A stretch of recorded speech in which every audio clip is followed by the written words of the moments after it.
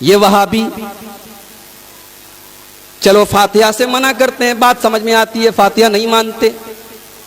چلو یہ قبروں پر نہیں جاتے، یہ ان کے یہاں حرام ہے، منع ہے، یہ نہیں جاتے، چلو بات سمجھ میں آتی ہے. ارے شب برات کی رات تو ہم کوئی غلط کام نہیں کر رہے ہیں.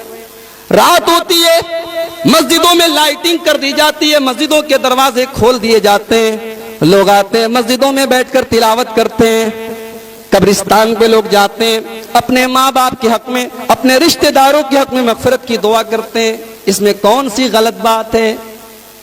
مائیں بہنیں گھروں میں مصلی بچھا کر 100 رکعت نمازیں پڑھ رہی ہیں، کون سی غلط بات ہے؟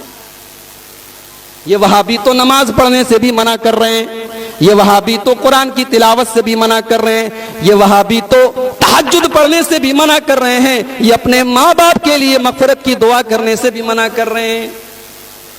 میرے بھائیوں، اللہ گواہ ہے، ہمیں نہ نماز سے کوئی عداوت ہے، نہ ماں باپ کے لیے مغفرت کی دعا کرنے سے کوئی عداوت ہے، نہ قرآن کی تلاوت سے ہمیں کوئی عداوت ہے.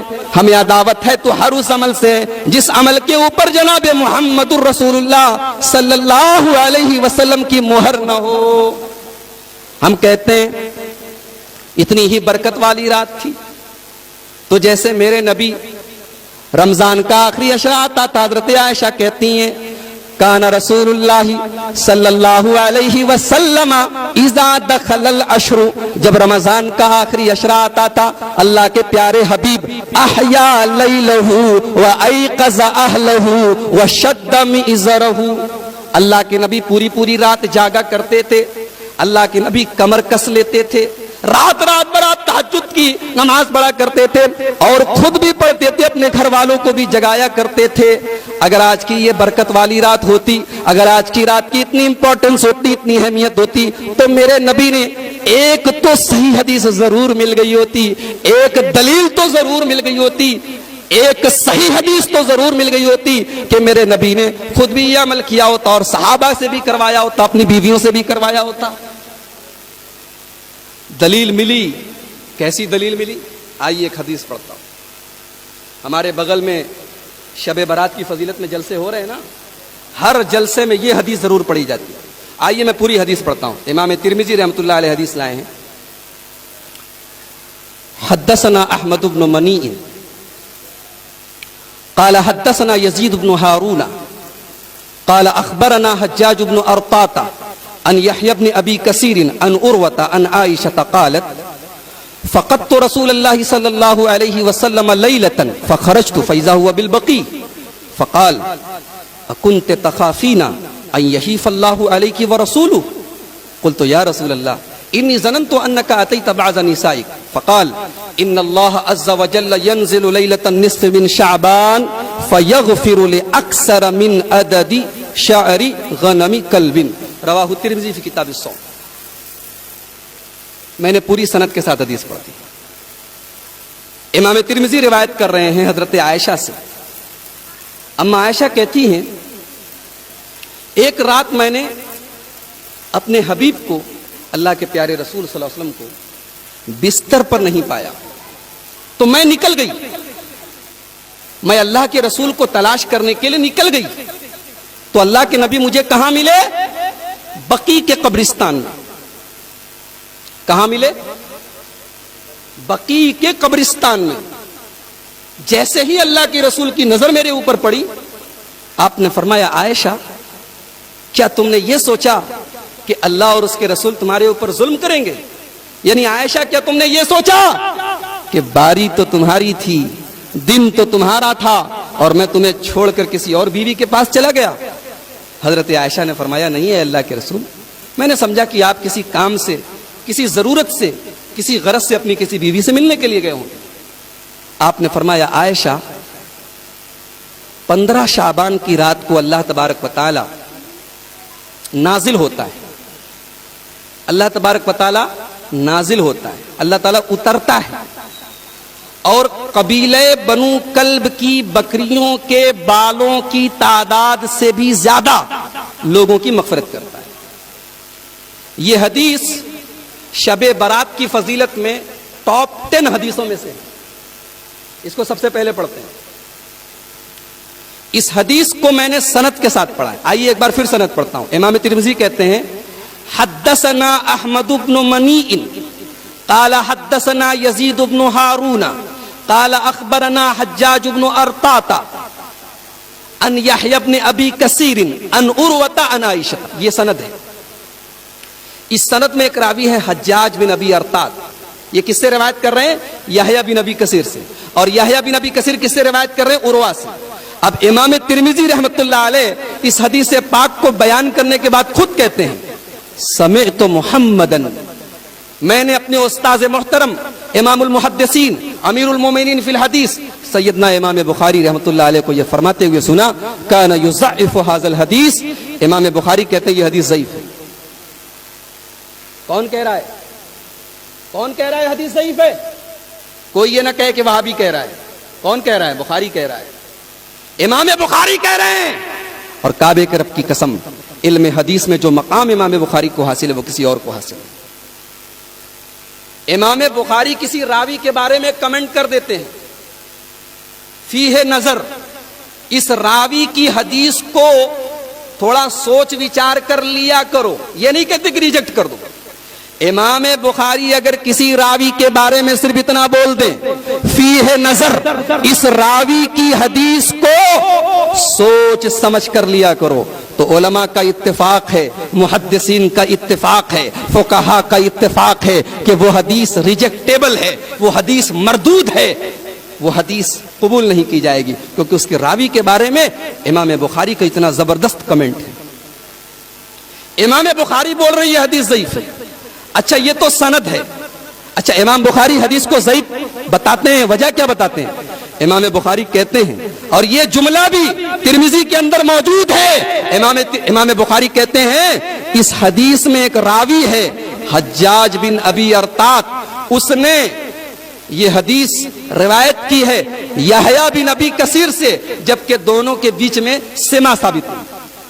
اب میں یعنی کہ عبد الغفار سلفی اگر میں کوئی حدیث بیان کروں اور میں کہوں کہ میں نے یہ حدیث مولانا حیات اللہ بنارسی سے سنی ہے یا مولانا ابو القاسم صاحب بنارسی سے سنی ہے، تو لوگ ہنسیں گے، بولیں گے ارے دیکھو یہ جھوٹ بول رہا ہے، یہ جھوٹ بول رہا ہے. مولانا ابو القاسم صاحب بنارسی کب پیدا ہوئی؟ کب انتقال ہوا؟ 1949 میں. یہ 1986 میں پیدا ہوا. یہ بول رہا ہے میں نے حدیث سنا ہے. تو ایسی حدیث کو ریجیکٹ کر دیا جاتا ہے. ایسی حدیث منقطع مانی جاتی ہے جس میں دو راویوں کے بیچ میں ڈس کنیکشن ہو، ایک راوی دوسرے راوی سے روایت کر رہا ہے لیکن دونوں کے بیچ میں سما ثابت نہیں.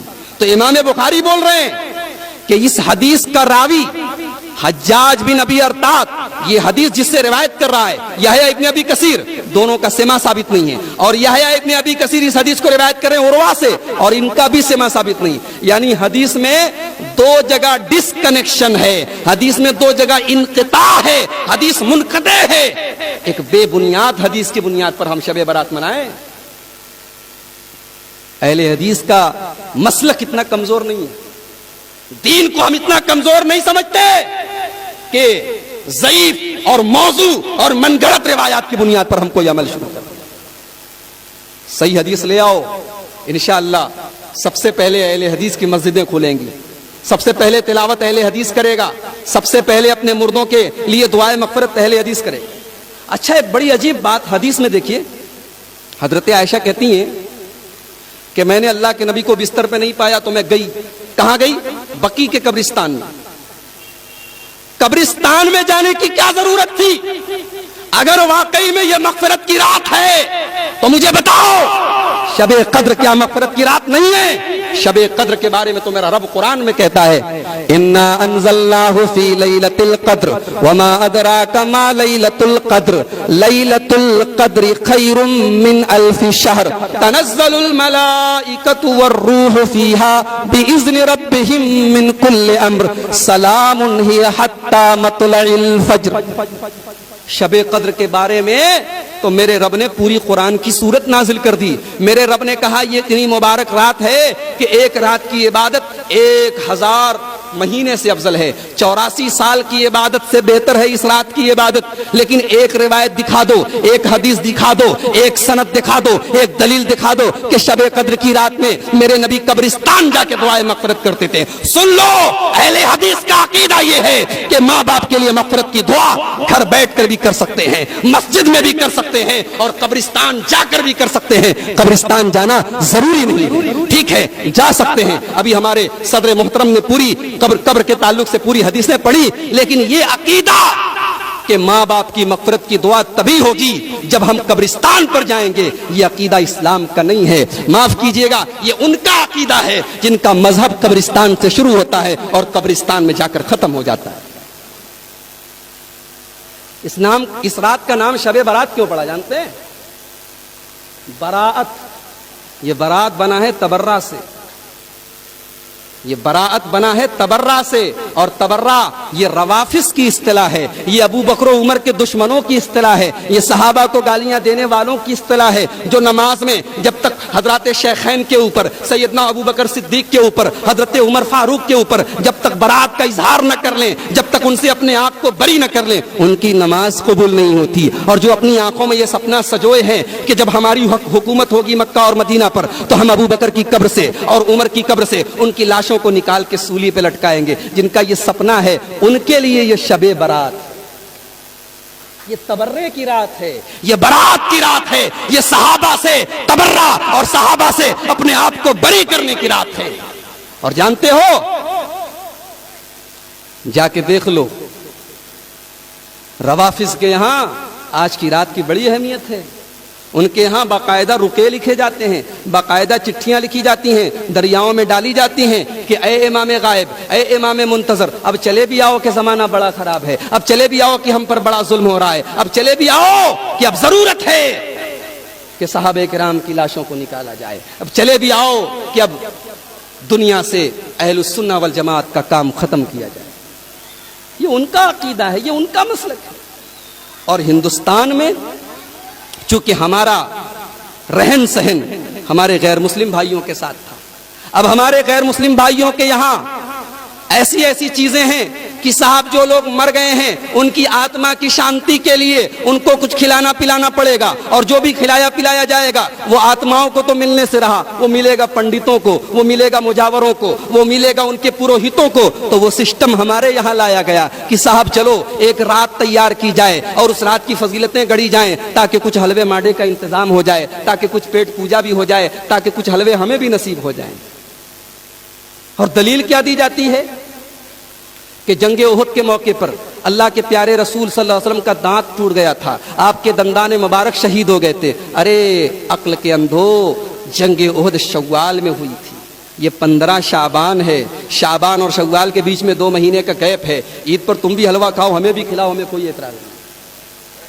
لیکن آج کے دن یہ دراصل نقالی ہے، یہ غیر مسلموں کی مشابہت ہے، اور یہ اس قوم کے ساتھ رہنے سہنے کی وجہ سے یہ چیزیں ہمارے اندر آئی ہیں۔ اہل حدیث کا یہ عقیدہ ہے کہ کوئی عمل اچھا تب تک نہیں ہو سکتا جب تک 2 شرائط نہ پائی جائیں۔ پہلی شرط، عمل خالص اللہ کے لیے کیا جائے، عمل صرف اللہ کے لیے کیا جائے، اس کے اندر ذرہ برابر بھی اگر ریاکاری آ گئی، اگر دکھاوا آ گیا، اگر کسی اور کو خوش کرنے کی نیت آ گئی، ہائے ہائے اس کی بربادی نہ پوچھو۔